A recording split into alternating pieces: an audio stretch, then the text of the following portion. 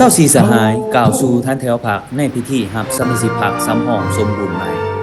ในวันที่ 18 สิงหาคม ปี 2026 ที่ผ่านมานี้3องค์คณภาหากทานตะแสงประกอบมีองค์คณภาหากทานตะแสงปทุมพรองค์คณภาหากทานตะแสงพระโพธิ์และองค์คณภาหากทานตะแสงลำออกได้ร่วมกันจัดพิธีรับมหาโสนก้าวหน้าเขาเป็นสมาชิกผักสำหองและเรือนสมาชิกผักสำหองเป็นสมาชิกผักสมบูรณ์รวมทั้งหมด24สหายพิธีได้จัดขึ้นอยู่ที่สำนักงานปกครองตะแสงปทุมพรโดยมีสหายเดชนครสวรรค์กรรมการประจำพรรคเมืองห้องประธานคณะกรรมการปกครองเมืองให้เกียรติเป็นประธานมีสหายนางเลี้ยงไส้สัญญวงศ์กรรมการพรรคเมืองเลขาองค์คณภาหากทานตะแสงประธานคณะกรรมการปกครองตะแสงปทุมพรพร้อมด้วยสหายดวงพระไทยพ่วงสวัสดิ์ห้องหัวหน้าคณะจัดตั้งเมืองพนักงานน้ำผ้าคุ้มครองแขวงเมืองโรงก่อสร้างหากทานสวยเวียคณะกรรมการปกครองตะแสงบรรดาองค์คณะภาคหากทานเลขาและคณะหน่วยภาคสมาชิกพรรคตลอดหอดแขกที่ถึกเสิร์ชและสหายสมาชิกพรรคสำห้องสมบูรณ์ใหม่เขาห่วง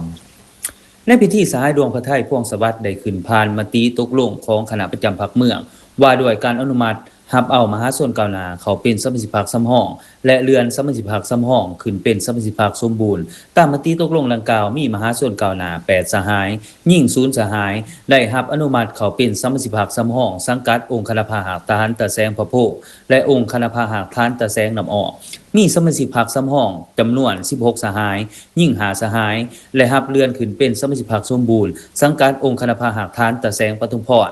ภายหลังประกาศมติก็ได้มีพิธีมอบมติตกลงให้แก่สมาชิกพรรคสำห้องและสมาชิกพรรคสมบูรณ์ใหม่อย่างเป็นทางการพร้อมทั้งมีการกล่าวคำโอวาทและคำปฏิญาณตนเองของสมาชิกพรรคสำห้องสมบูรณ์ใหม่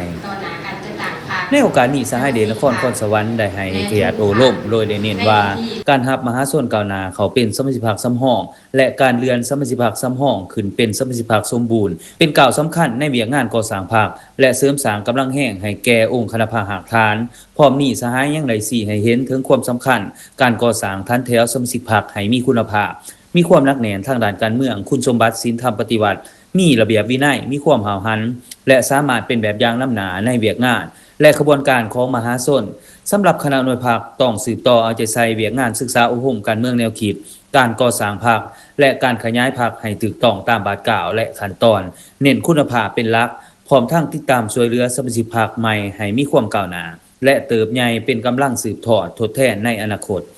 การจัดพิธีในครั้งนี้บ่เพียงแต่เป็นการรับห้องสมาชิกพรรคใหม่เท่านั้นแต่ยังเป็นอีกบาทกล่าวสำคัญในการสร้างฐานแถวพนักงานสมาชิกพรรครุ่นใหม่ให้มีคุณภาพมีวินัยมีความรู้ความสามารถและพร้อมรับผิดชอบหน้าที่ในอนาคตซึ่งจะประกอบส่วนเสริมสร้างองค์คณภาหากทานให้เข้มแข็งในก้าวต่อไป